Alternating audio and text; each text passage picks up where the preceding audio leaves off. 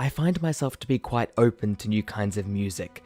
However, there are some songs and genres I personally really like, and then there are others I dislike. But even though I have a large catalogue of different kinds of music on my phone and computer, there are only a select few songs which can actually make me cry, or at the very least, feel a sad lump in my throat. Many people like myself have a few songs which they can easily cry to, but why is that? Why do some songs make you want to cry?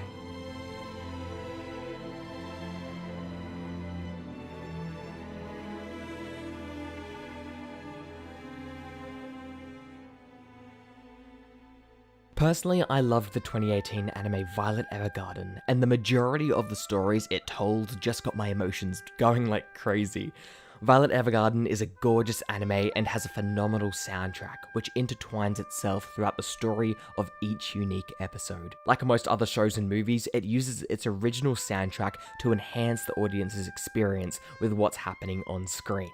Violet Evergarden gradually builds up its characters, and through the use of clear and concise storytelling, along with its original soundtrack, brings the gorgeous visuals and storytelling together harmoniously. So, let's take a look at episode 7 of Violet Evergarden to see what I'm talking about. But before I begin that, let me give you a quick rundown on who the character, Violet Evergarden, is. Violet is a former child soldier who was an orphan but was later picked up by the military and used as a weapon for the Leidenschaftlich army due to her astounding combat abilities, and was taken under Major Gilbert's arm. Because of this, Violet and the Major become very close. Growing up, she never learnt how to feel and express her emotions, thus her voice and face generally remained stagnant and expressionless. After the war, she became an auto memories doll, which is a person who works to assist their clients by writing for them. Now that that's done, let's get straight into the episode.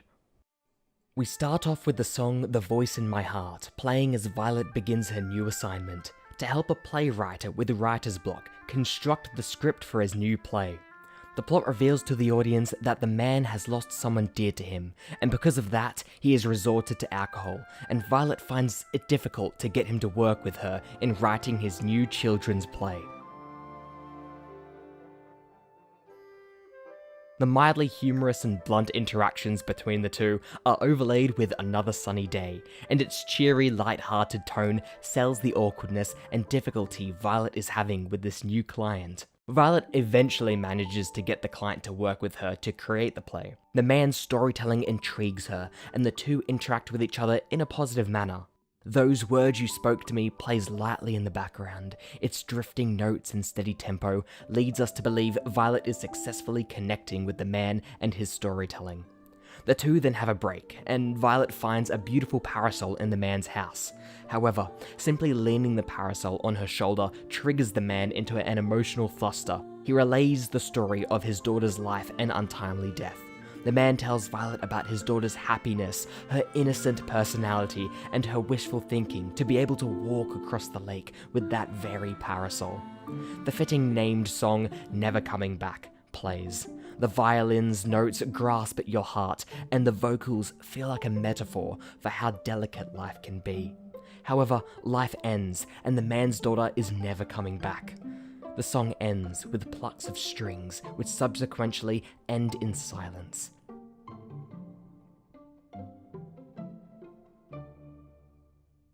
Night eventually rolls around, and the man tells Violet he is ready to complete the story. The next day, Violet and the man get to work, finishing writing the play.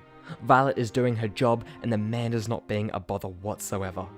An Admiral doll is played, signifying progression and respect the two now have for one another.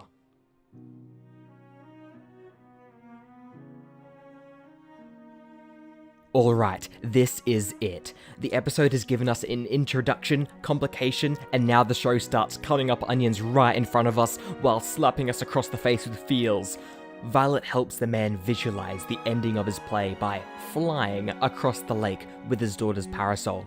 Probably one of the best songs from the show is played, Across the Violet Sky.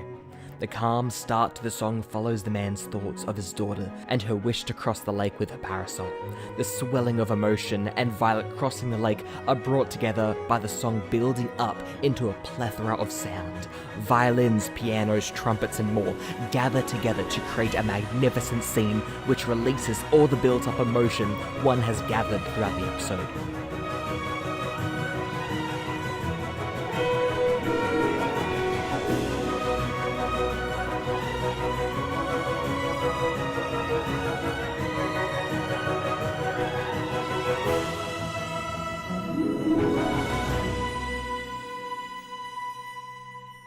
But eventually, the climax ends and the music dies down.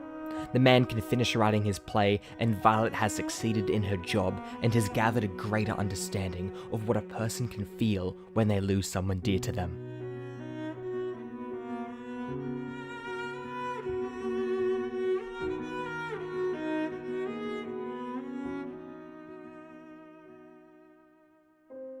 For me personally, whenever Across the Violet Sky starts playing, I get so into it. And by into it, I mean roll myself into a ball on the floor and start crying profusely. However, unlike the ugly crying anime sometimes portrays, I simply look like an overly watered grass head. But nevertheless, I hope you can see what I'm trying to say. A character like the man in the episode is relatable.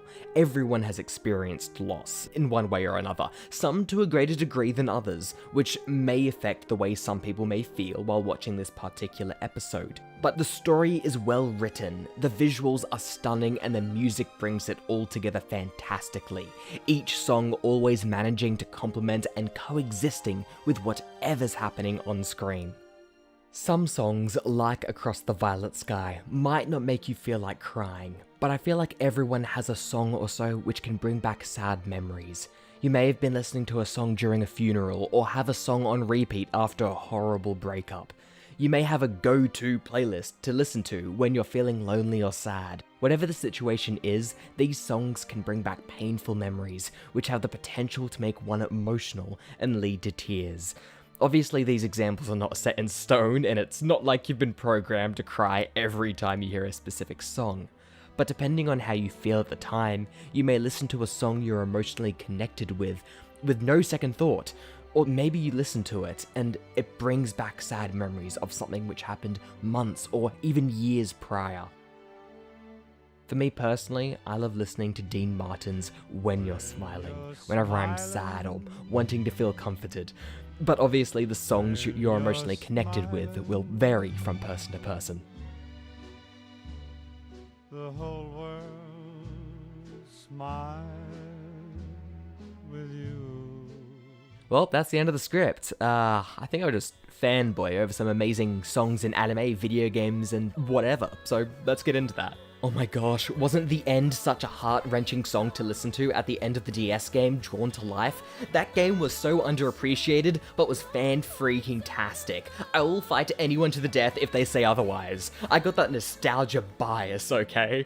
Oh, and the song In Your Past, which was played on episode 3 of Sword Art Online, which beautifully conveyed how angry and distraught Kirito felt when Sachi died. Honestly, I just made this video so I could have an excuse to talk about Violet Evergarden. I freaking love that anime. It is so beautiful, and the soundtrack is just... it's to die for. But nevertheless, I hope you enjoyed the video. If you'd like to hear more of my voice, or simply be updated on what I'm doing when I'm not making videos, you can follow me on Twitter and Instagram, or even check out my Twitch, where I stream every week. It's the platform I'm primarily using at the moment. Anyways, I hope you enjoyed the video, and have a good one.